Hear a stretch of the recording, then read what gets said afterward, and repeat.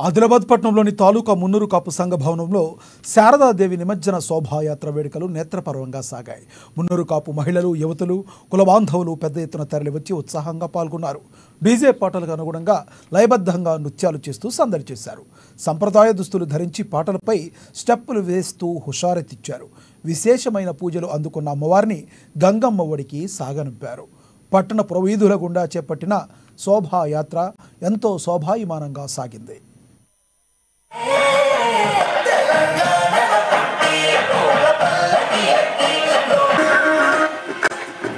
పచ్చని పల్లె పచ్చని పల్లె మక్కుల్లో లేచింది వాకిల్లో వచ్చి మక్కులు పెట్టింది.